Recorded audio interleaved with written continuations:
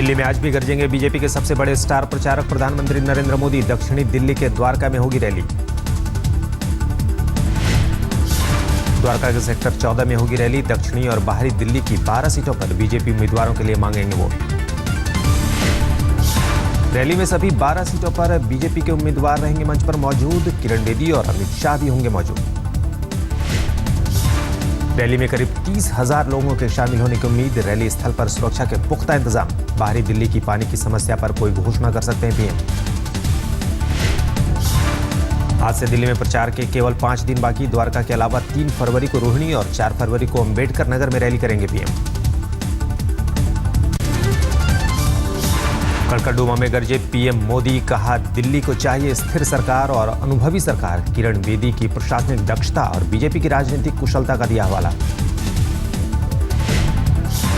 PM Modi ने बिना नाम लिए केजरीवाल के फ्री वादों पर ली चुटकी। एक रिक्शा की चालाकी का दिया उदाहरण। तुमने तो बोर्ड लगाया है कि रिक्शा में बैठना मुफ्त में। तुमने कहा सही है, बैठना मुफ्त में, लेकिन उतरना पैसे दे करके। कांग्रेस ने भी दिल्ली चुनाव के प्रचार में फूंकी ताकत। आज सोनिया गांधी दिल्ली वालों से मांगेंगी वोट। बदरपुर के जैतपुर गांव में रैली। दिल्ली चुनाव में पहली बार प्रचार के लिए उतरेंगी सोनिया गांधी। झुग्गी बस्तियों और कांग्रेस के परंपरागत वोट बैंक को बचाने की चुनौती। केजरीवाल को चुनाव आयोग का एक और नोटिस। इस बार पोस्टर विवाद में फंसे आप संयोजक अरविंद केजरीवाल। किरण बेदी की शिकायत पर चुनाव आयोग ने भेजा नोटिस। पोस्टर में आयोग ने किरण बेदी को लिखा था अवसरवादी।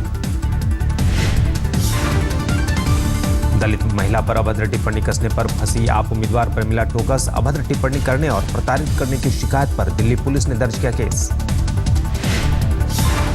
रैली के दौरान कुमार विश्वास की किरण बेदी पर अश्लील टिप्पणी पर भी घिरी आप। बीजेपी नेताओं ने चुनाव आयोग से की शिकायत।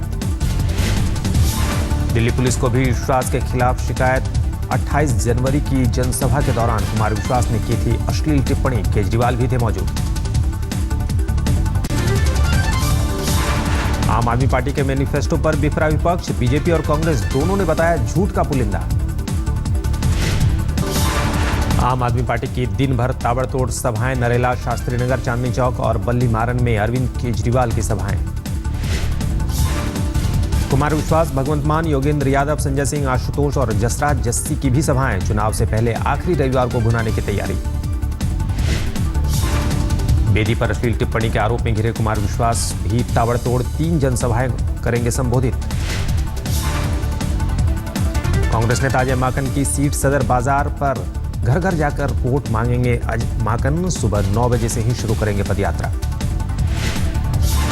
कांग्रेस को जीत दिलाने के लिए माकन ने झोंकी ताकत। सदर बाजार के अलावा शकूर बस्ती और वजीरपुर में भी करेंगे सभाएं। देर शाम सदर बाजार में भी करेंगे नुक्कड़ सभा। गीता कॉलोनी में रोड शो करेंगी बीजेपी की सीएम उम्मीदवार किरण बेदी। दिन भर कई इलाकों में रोड शो और जनसभाओं का कार्यक्रम। पार्टी के लिए प्रचार में आज भी धूल भागेंगे पार्टी अध्यक्ष अमित शाह। वेस्ट पटेल नगर और इंद्रपुरी में करेंगे जनसभाएं। स्मृति ईरानी और उमा भारती समेत कई मंत्रियों, सांसदों और तमाम स्टार प्रचारकों की जनसभाएं। बीजेपी के लिए आरएसएस ने भी झोंकी ताकत। संघ के स्वयंसेवक भी लोगों से कर रहे हैं बीजेपी के पक्ष में वोट देने की अपील। रविवार के दिन चुनाव आयोग भी रहेगा सक्रिय। कनॉट प्लेस में नुक्कड़ नाटक के जरिए होगी वोटिंग के लिए लोगों को जागरूक करने की कोशिश। केजरीवाल को घेरने के लिए बीजेपी ने शनिवार को भी पूछे 5 तीखे सवाल। बीजेपी आज भी रखेगी सवालों का पुलिंदा।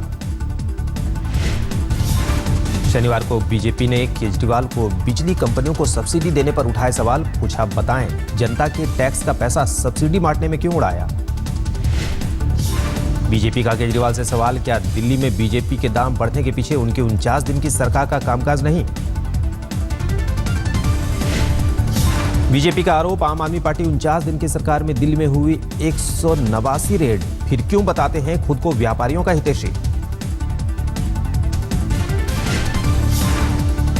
49 दिन में वैट कलेक्शन के मामले में केजरीवाल पर झूठ बोलने का आरोप। कहा, 2033 करोड़ की कमाई में क्यों बताया 5,666 करोड़ रुपए। वादे के मुताबिक ठेका कर्मचारियों को भी क्यों नहीं किया नियमित। I think I would put this money and into my own money which I was earning, and I will buy a house for me. चीन दौरे पर विदेश मंत्री सुषमा स्वराज बीती शाम पहुंची बीजिंग। प्रोटोकॉल तोड़कर सुषमा स्वराज से सोमवार को मिलेंगे चीनी राष्ट्रपति शी जिनपिंग। आज भारतीय और चीनी पत्रकारों से बात करेंगे सुषमा स्वराज। चीनी विदेश मंत्री वांग यी से मिलेंगे सुषमा। दोनों देशों के बीच कई मुद्दों पर होगी द्विपक्षीय वार्ता।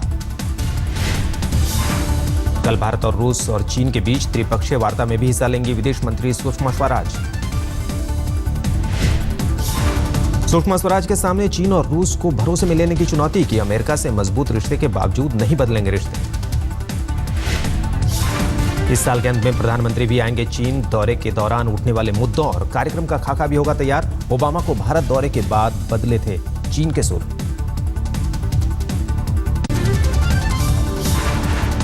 मोदी सरकार ने प्रशासनिक अधिकारियों के महकमे में किया बड़े फेरबदल। कई अहम मंत्रालयों के सचिवों की हुई अदला बदली।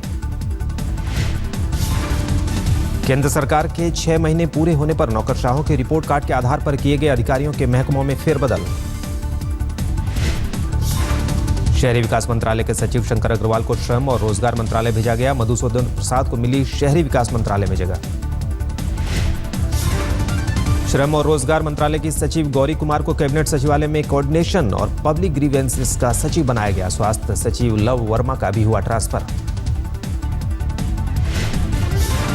भानु प्रताप शर्मा को नया स्वास्थ्य सचिव बनाया गया। डायरेक्टर बेनिफिट ट्रांसफर स्कीम के मिशन डायरेक्टर बनाए गए रिटायर्ड आईएएस दिनेश कुमार। जीतन राम मांझी एक बार फिर विवादों में। कार्यक्रम के दौरान हंगामा होने पर मन से खुद ही दिया पुलिस को लाठीचार्ज का आदेश। वो कौन है, क्या बोल रहे हैं वो लोग? सांख्यिकी लोगों को कहा दीजिए वो घर जाए, उनके लिए कुछ नहीं होना है। और सब पुलिस को कहते हैं कि कार्रवाई उन पर कीजिए, लगाइए वहां पर से उन लोगों को। दरभंगा के नागेंद्र झा स्टेडियम में टेनिस बॉल क्रिकेट टूर्नामेंट के उद्घाटन का था कार्यक्रम। उसी वक्त ठेके पर बहाल सांख्यिकी संघ के लोगों ने की थी नारेबाजी। सीएम के आदेश के बाद आंदोलन कर रहे लोगों को पुलिस ने किया तितर-बितर। पोस्टर और बैनर भी छीने। सांख्यिकी संघ ने कहा बिहार के सीएम को शोभा नहीं देता ऐसी भाषा।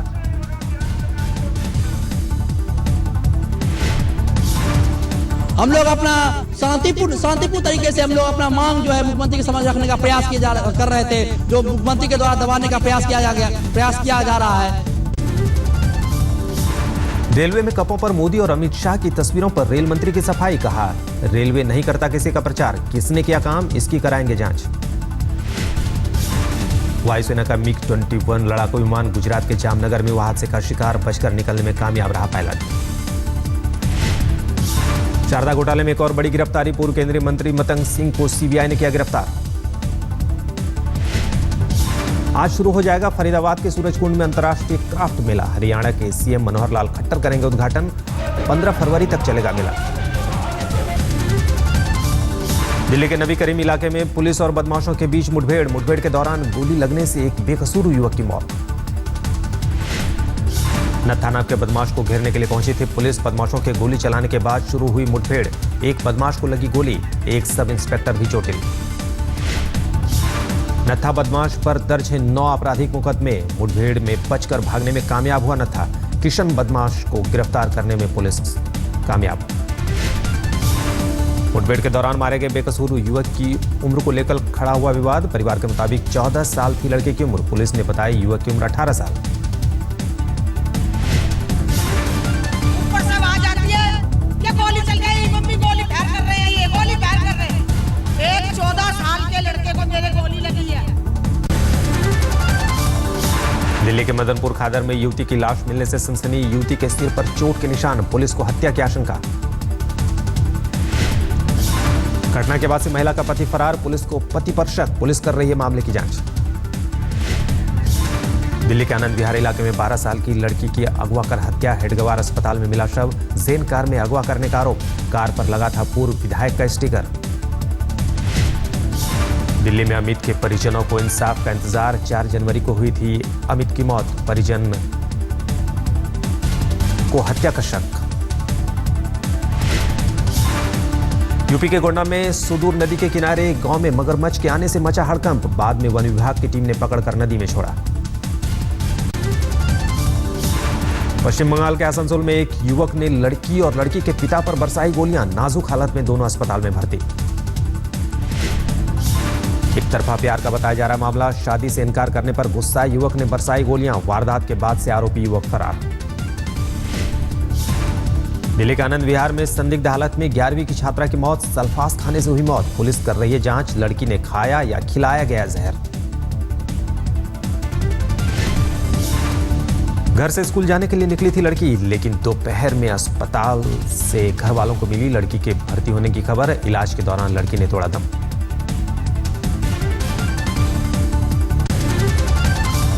यूपी के झांसी में हाई स्कूल के छात्र ने किया आत्मदाह। स्कूल प्रबंधन और प्रिंसिपल पर छात्र को प्रताड़ित करने का आरोप। परिवार के मुताबिक ट्यूशन पढ़ने के लिए प्रिंसिपल बना रहा था मृतक पर दबाव। प्रैक्टिकल के नंबरों के लिए भी किया जा रहा था परेशान। पुलिस ने शुरू की जांच। आग में झुलस रहे बेटे को बचाने की कोशिश में मां भी झुलसी। गंभीर हालत में मां झांसी मेडिकल कॉलेज में भर्ती। चंडीगढ़ में शादी के केवल 10 महीने बाद ही युवती की हत्या। दहेज के लिए ससुराल वालों पर हत्या का आरोप। लड़की के परिवार पर बनाया जा रहा था दहेज के लिए दबाव। फेसबुक के जरिए मुलाकात के बाद 7 मार्च 2014 को हुई थी लव मैरिज। शादी के कुछ दिन बाद से ही दहेज के लिए लड़की को किया जा रहा था परेशान। उत्तरी भारत में मौसम ने एक बार फिर पलटी मारी। 2 और 3 फरवरी के बाद ज्यादातर हिस्सों में ठंड बढ़ने का अनुमान। घाटी में आज भी गिरेगा पारा। जम्मू कश्मीर और हिमाचल प्रदेश में 2 और 3 फरवरी को भारी बर्फबारी का अनुमान। एक बार फिर वेस्टर्न डिस्टर्बेंस की वजह से मौसम में होगा बदलाव। उत्तरी भारत के बाकी हिस्सों में भी होगा असर। दिल्ली एनसीआर के अलावा पंजाब, हरियाणा, उत्तरी राजस्थान और पश्चिमी यूपी में भी 2 और 3 फरवरी को बरसात की आशंका। जम्मू कश्मीर में आज रात से या कल सुबह से हल्की बारिश और बर्फबारी शुरू हो जाएगी और ये अगले 2-3 दिन बढ़ेगी। तो मैक्सिमम इंटेंसिटी जो रहेगी वो 2 और 3 फरवरी को रहेगी, जब जम्मू कश्मीर में और हिमाचल प्रदेश में भारी बर्फ पड़ेगा। सेरेना विलियम्स ने जीता ऑस्ट्रेलियन ओपन सिंगल्स का खिताब। फाइनल में मारिया शारापोवा को 6-3, 7-6 से दी मात। सेरेना ने 6ठी बार जीता ऑस्ट्रेलियन ओपन सिंगल्स खिताब। चैंपियन सेरेना के करियर का 19वां ग्रैंड स्लैम खिताब। आज खेला जाएगा ऑस्ट्रेलियन ओपन मेंस सिंगल्स का खिताबी मुकाबला। ब्रिटेन के एंडी मरे और सर्बिया के नोवाक जोकोविच के बीच होगी टक्कर। ऑस्ट्रेलिया और इंग्लैंड के बीच टेस्ट सीरीज का फाइनल आज पर्थ में खेला जाएगा मुकाबला। सीरीज में पहले ही बाहर हो चुका है भारत। फाइनल मुकाबले में मेजबान होने के नाते जीत की सबसे बड़ी दावेदार ऑस्ट्रेलिया, लेकिन पर्थ में ही टीम इंडिया को हराने वाली इंग्लैंड भी नहीं है कम। लॉस एंजल्स में सामने आई अनोखी तस्वीरें। नदी में बह रहे एक कुत्ते को बचाने के लिए हेलीकॉप्टर से चलाया रेस्क्यू ऑपरेशन।